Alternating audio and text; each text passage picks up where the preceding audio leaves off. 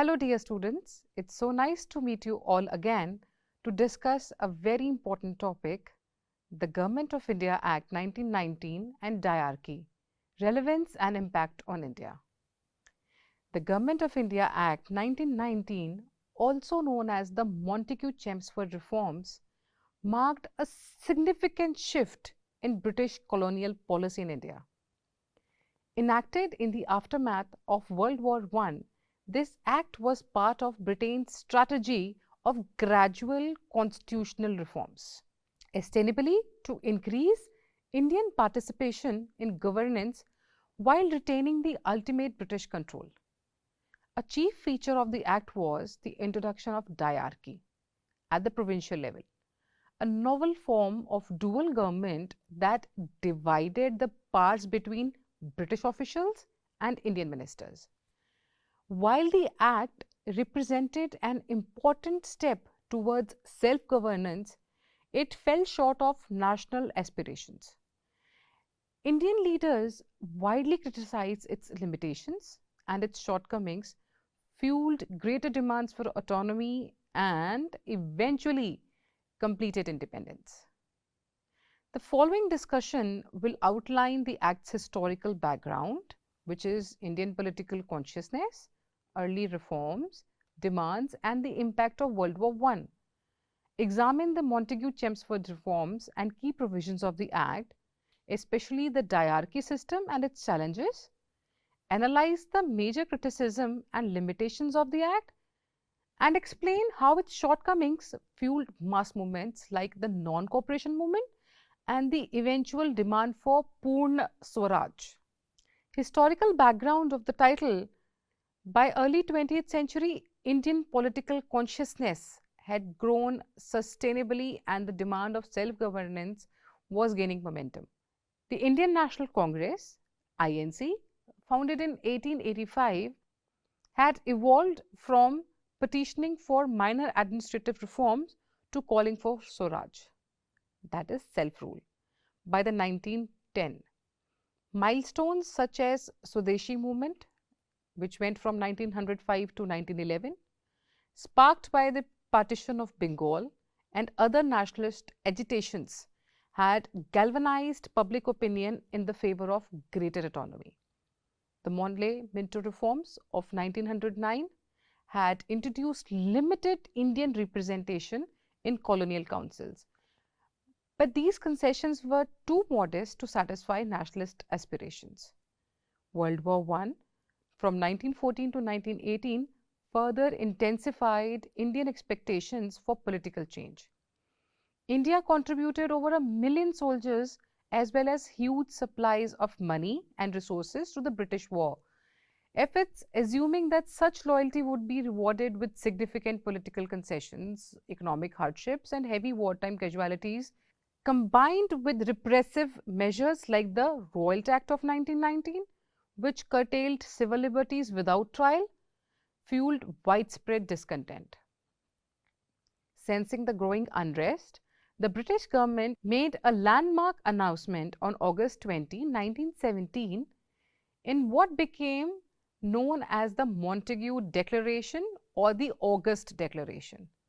Edwin Montagu, the Secretary of State for India, proclaimed that the British policy would aim for a gradual development of self-governing institutions in India and the progressive realization of responsible government as an integral part of the British Empire.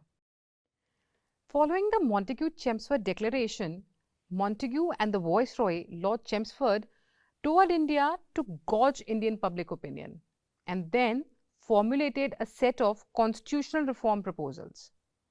Their recommendations, published as Montagu-Chelmsford Report of 1918, outlined a series of changes to Indian governance in line with the Declaration's promise. Chief among these proposals were the introduction of Dyarchy in the provinces, the expansion of legislative councils with more Indian members, and granting of limited authority to Indians in the administration. Indian nationalists scrutinized these proposals closely. While some moderates saw them as a step forward, Many others argued that they did not go far enough. Nonetheless, the stage was set for the British Parliament to enact these recommendations into law, resulting in the Government of India Act 1919. Moving further and looking at the key provisions of Government of India Act 1919, the Montagu-Chelmsford recommendations took legislative form as the Government of India Act 1919. This act introduced several structural changes to the governance of British India, aiming to give Indians a greater role in government while keeping critical powers in the British hand. The major provisions of the act included Dyarchy in the provinces. The act's most prominent feature was introduction of Dyarchy, which is dual government at the provincial level. Provincial subjects were divided into two categories: transferred subjects and reserved subjects. Transferred subjects such as education, public health, agriculture and local self-government were placed under Indian ministers who were responsible for the elected provincial legislature. Reserved subjects such as finance, revenue, police and justice remained under the direct control of the British provincial governor and his executive council. In theory, this arrangement gave Indians authority in some areas of governance, but in practice, the critical fields affecting finances and law and order stayed firmly under British control. The provincial governor yielded veto power over decisions even in transferred subjects, undermining the autonomy of Indian ministers. Dyarchy was supposed to train Indians in self-government. Instead, it often led to deadlock and frustration due to the unequal division of power. Bicameral central legislature and expanded councils were another feature of the Act, and the Act reformed the Imperial Legislative Council and introduced a bicameral legislature at all India central level for the first time. It created a legislative assembly, a lower house, with a majority of elected Indian members, and a council of state, the upper house, largely appointed by the British. Provincial legislative councils were also enlarged, with more elected Indian members included than before. However, the British executive retained an effective veto over legislation. No bill could become law without the Viceroy's assent, and the Viceroy could veto or promulgate legislation unilaterally. At the provincial level, despite the increase in elected councillors, final authority still rested with the British governor, who could overrule or dismiss Indian ministers. Thus, while Indian representation in legislature increased on paper, real legislative power remained tightly constrained. Limited franchise and communal electorates, the Act slightly broadened the Indian electorate, but voting rights were still restricted based on property, income and educational qualifications. Only a small elite fraction of the population gained the franchise. Crucially, it expanded the system of separate communal electorates, extending reserved seats in legislature for Muslims, which was introduced in 1909, to other groups such as Sikhs, Anglo-Indians, Indian Christians and Europeans. Under this system, candidates for certain seats were elected only by voters of their own community. The continuation of communal electorates was intended by the British to reassure minority communities, but it ended up deepening communal divisions in Indian politics. Many Indian leaders, like Mahatma Gandhi among them, opposed this provision, warning that it was a divide and rule tactic that would foster disunity among Indians. Division of power between centre and provisions. For the first time, the Act delineated separate responsibilities for central government and the provincial government. Certain subjects like defence, foreign affairs, currency and communication were designated as central subjects under the exclusive purview of the Viceroy and the Government of India in Delhi.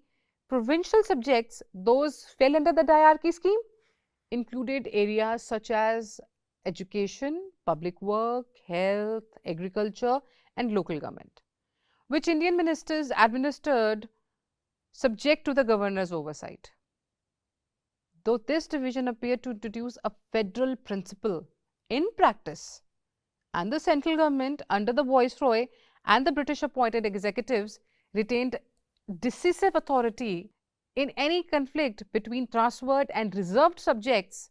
At the provincial level, the British governor had the final say, ensuring that imperial interests would prevail over provincial autonomy. Public Service Commission. The Act provided for the establishment of a Public Service Commission for India. This led to the creation of the Central Public Service Commission in 1926 to oversee recruitment for the government posts. It was a precursor to the modern Union Public Service Commission. While this was a step towards indigenizing the civil services, the higher echelons of the bureaucracy, for example, the Indian Civil Services and Military Officer Corps, remained overwhelmingly British. Indians had limited opportunities to rise to top positions, so the British continued to dominate the administrative services despite the new commission. Limited powers of Indian legislatures. The reforms stopped short of granting responsible government, where the executive is accountable to an elected legislature.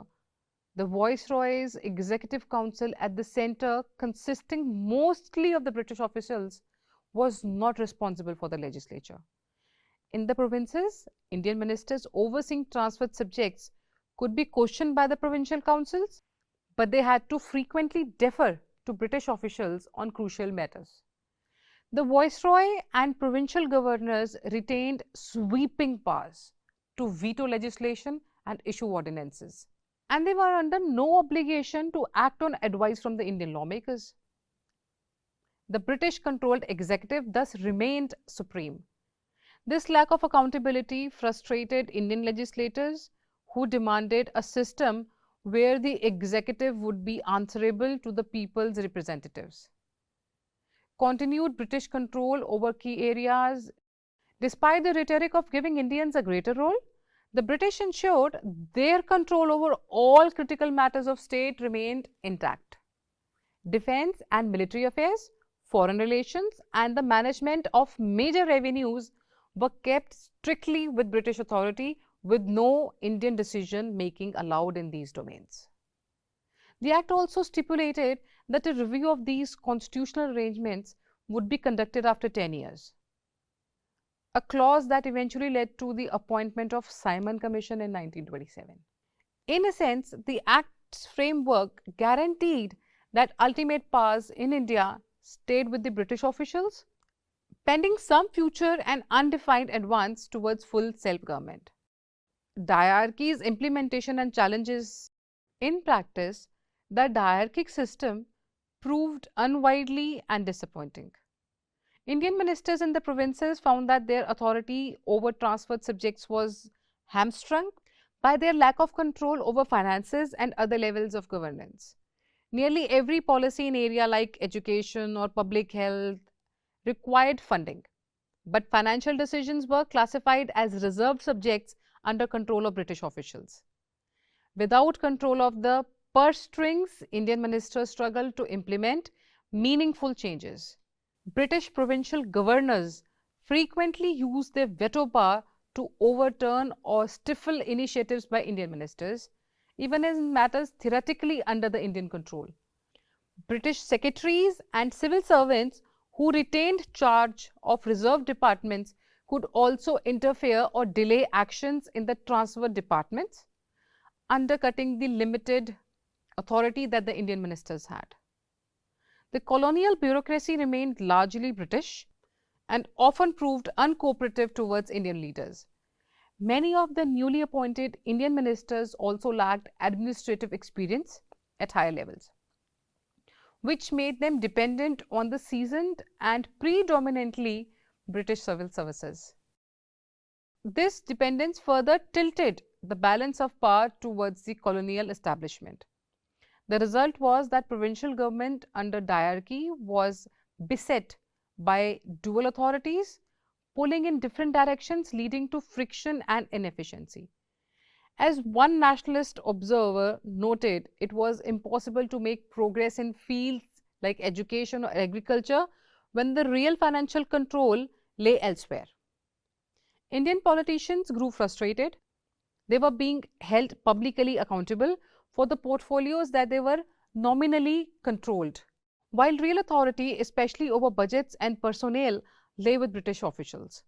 In the mid 1920s, it was evident that Dyarchy had failed to satisfy Indian aspirations. Mahatma Gandhi, who had initially hoped that even limited power could be used for public good, soon condemned Dyarchy as a sham, an arrangement that offered responsibility without power. Other leaders such as Motilal Nehru and Chittaranjan Das, who later formed the Swaraj Party, to enter the assemblies and obstruct colonial policies from within, similarly criticized the system's hollowness. In the eyes of most Indian nationalists, Dyarchy exposed the insecurity of Britain's promises.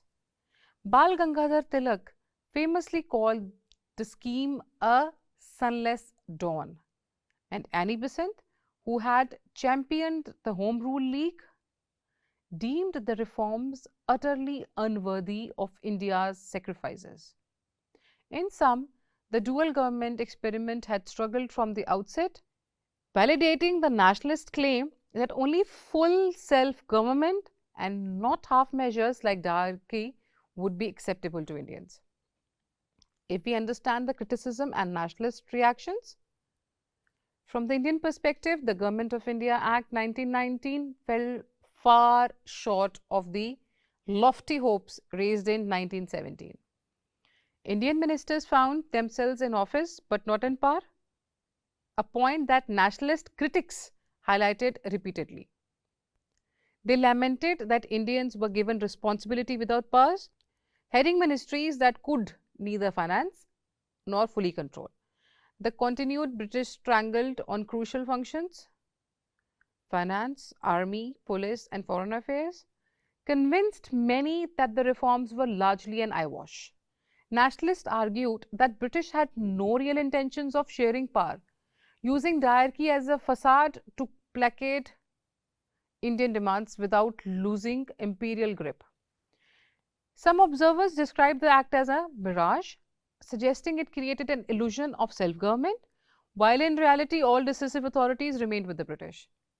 Leaders of the Indian National Congress were virtually unanimous in condemning the Act's limitations. In August 1918, even before the Act was passed, Congress convened a special session to evaluate Montagu-Chelmsford reforms proposal. Bal Gangadhar Tilak called the scheme a sunless dawn, and Annie Besant, who had recently led the Home Rule movement, deemed the promised reforms unworthy of India's loyalty and sacrifice. When the Act came into effect, the Congress officially rejected it as disappointing and insufficient, reiterating the demand for a system of government in which Indians had real power.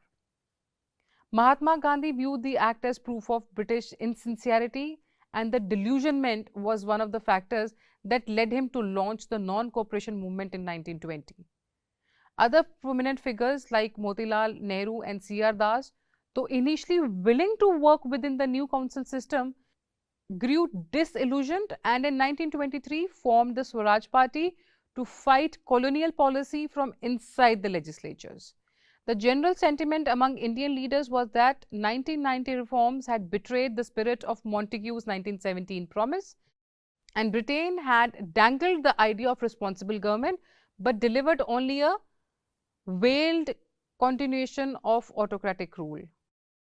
Moreover, the Act was criticized for entrenching communal divisions. By extending separate electorates for religious communities, the 1919 reforms were seen as an attempt to divide and rule. Many Congress leaders warned that these provisions would weaken the nationalist movement by putting Indians against each other along communal lines. Indeed, across the Indian political spectrum, from moderate constitutionalists to radical nationalists, The Montagu-Chelmsford reform and the Dyarchy system were judged to be inadequate measures designed to prolong British dominance rather than genuinely empower Indians. Impact on the Indian independence movement can be calculated that although the Government of India Act 1919 was intended to appease Indian aspirations, its ultimate effect was to galvanize the freedom struggle in new ways. On the other hand, the Act contributed to a wider political awakening by bringing more Indians into legislative councils, however, limited their powers. It familiarized Indian society with electoral politics and legislative procedure. Voters and candidates gained experience in political mobilization and debate, which would prove valuable in later mass movements. On the other hand, the obvious hollowness of the reforms taught many Indians that British rule would not concede real power unless forced, reinforcing the resolve that the partial autonomy under the Raj was not enough. The Indian National Congress, which before World War I had mostly sought incremental reforms or dominion status within the empire, now became more outspoken in demanding Purna Swaraj, that is, complete independence. One immediate consequence of the general delusionment was the launch of the non-cooperation movement from 1920 to 1922 under Mahatma Gandhi's leadership. The backdrop to this movement included multiple grievances, wartime repressive measures, the draconian Royal Act, and the tragic Jallianwala Bagh massacre of 1919. But a central political catalyst was frustration with the Montagu-Chelmsford reforms' inadequacy. Gandhi argued that Indians should not cooperate with a government that denied them real power. In 1920, the Indian National Congress formally adopted Gandhi's non-cooperation program, resolving to boycott the new Legislative Council and other symbols of British authority established under the 1919 Act. Millions of Indians responded to the call, boycotting the British schools, courts, titles, and goods as a form of peaceful resistance. While immediate events sparked the non-cooperation movement, a key underlying cause was widespread delusionment with the half-hearted Chelmsford reforms.